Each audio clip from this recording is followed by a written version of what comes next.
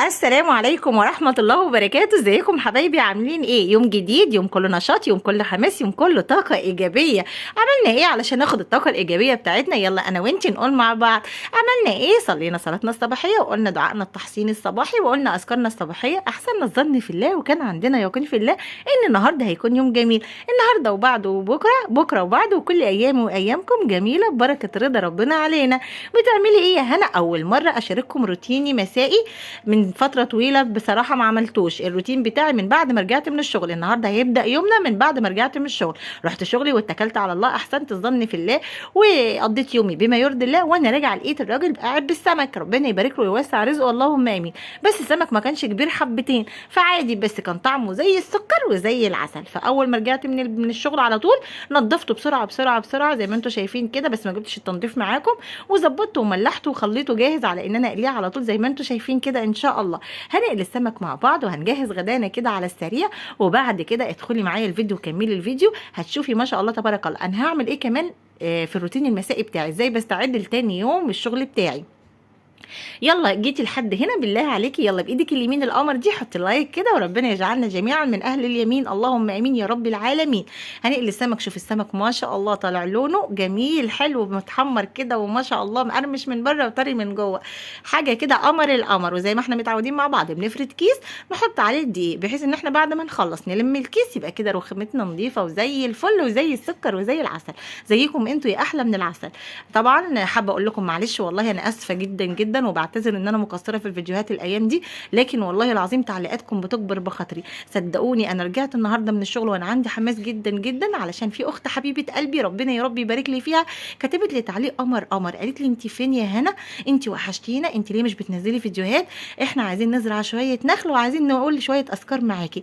ما تخيلوش التعليق ده عمل فيا ايه، والله العظيم ما شاء الله اللهم بارك اللهم بارك. تسلمي لي يا حبيبه قلبي، حسيت قد ايه انا فعلا هدفي من القناه بدا يوصل لحبايب قلبي، وفعلا ما شاء الله كلنا متجمعين على الحب في الله ولله. وما شاء الله تبارك الله اكبر فايده ممكن اخدها من القناه هي ذكر من الاذكار. وزي ما متعودين مع بعض دايما بقول اللهم اجعل كل ذكر في القناه خالص لوجهه الكريم اللهم امين يا رب العالمين.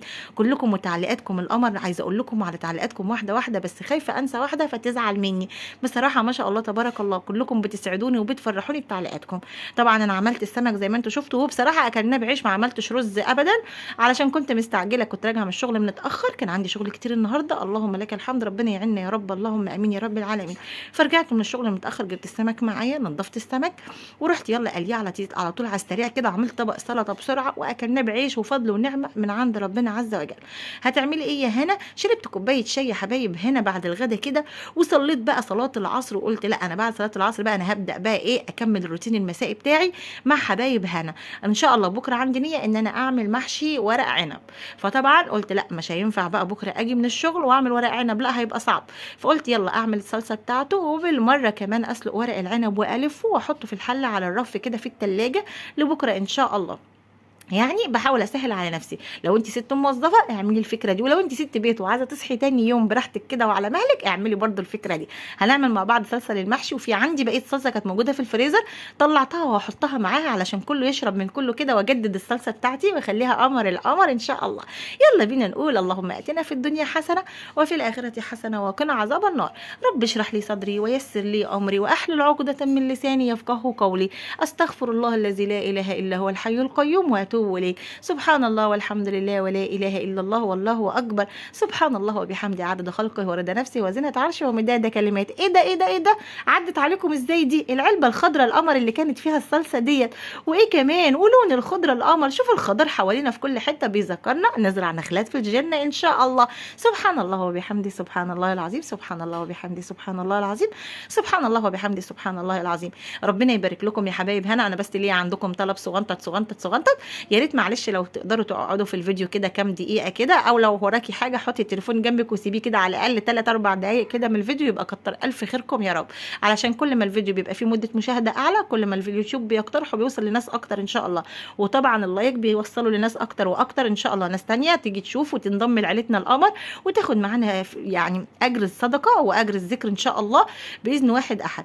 عايزين كمان نجدد نيتنا، احنا داخلين على 10 من ذي الحجه، يعني ما شاء الله تبارك الله الاعمال فيها جميله جدا جدا جدا، وان شاء الله هيكون لينا فيديو خاص بالموضوع ده، وهيكون عندنا بث مباشر خاص بفضل العشر من ذي الحجه ان شاء الله. انتوا عارفين الحاجات دي لازم نكون متجمعين مع بعض، نذكر بعض، اذكركم واذكر نفسي بفضل الايام ديت، ونحاول نعين بعض، واللي عنده فكره للاجر او للطاعه اكتر يقولها لنا، ونكمل بعض ونعين بعض. علشان ايه؟ علشان ندخل الفردوس الاعلى باذن الله، ونكون كلنا جميعا على سرر متقابلين.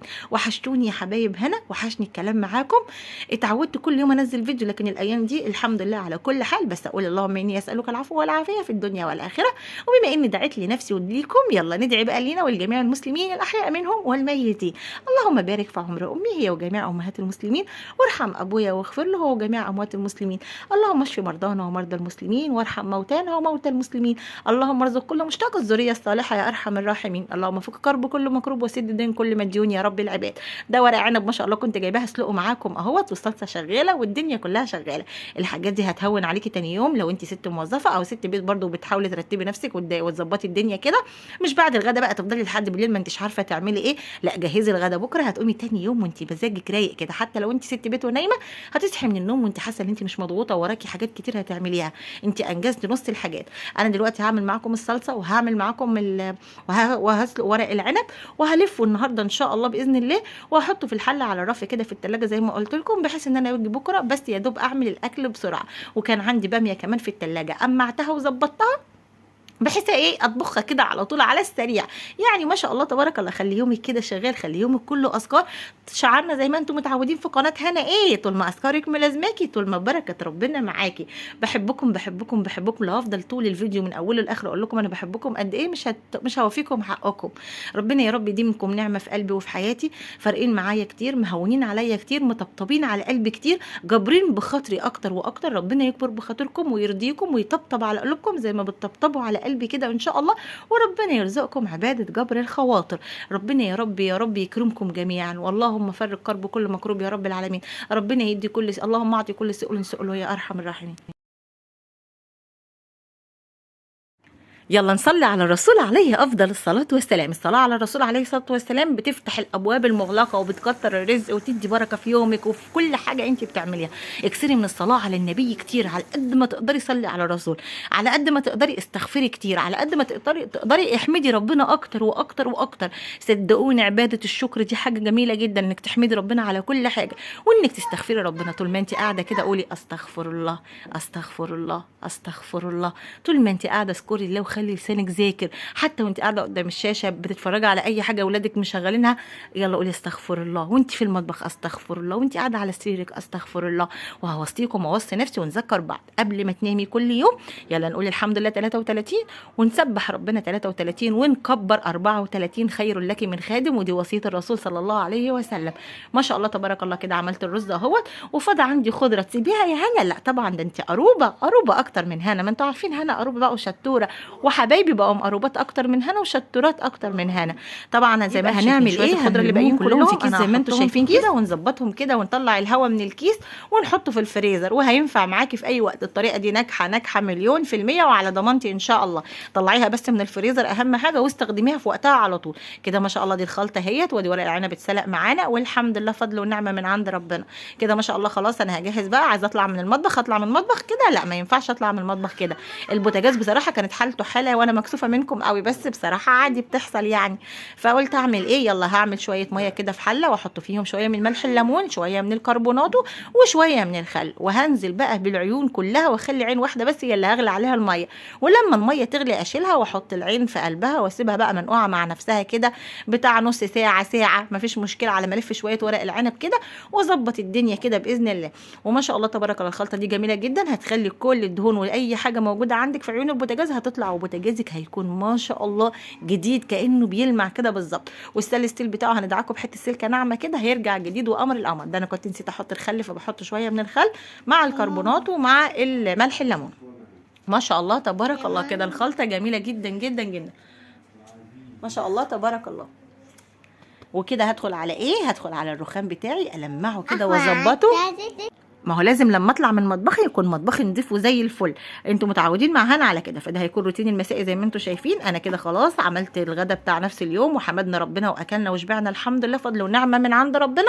حاولت اجهز شويه الغدا بكره، لما نظفت مطبخي وخليت بوتاجازي فل وكده مطبخي نضيف وزي الفل، ارجع تاني يوم الاقي مطبخي نضيف. خلاص بقى هقعد بقى استريح كده، وبعد المغرب اشرب لي كوبايه شاي، وبعد كده بقى ايه ابتدي اشوف اذا كنت عايزه اكنس الصلاه كده على السريع واظبطها، عايزه اشوف اوضه الولاد ناقصها حاجه يعني. تمام. وانا برتب الرخام كده زي ما انتم شايفين، لقيت كيس كنت جايبه فيه شويه حاجات كده وراكنين على جنب. يا رب ايه الكيس ده فيه ايه ده؟ انا كنت جايبه فيه ايه؟ والله كنت ناسيه على جنب كده على الرخامه يا حبايب هنا. فيلا بالمره، بما ان احنا بنروق الرخام فاحنا طبعا بندعبس كده ونشوف احنا جبنا ايه.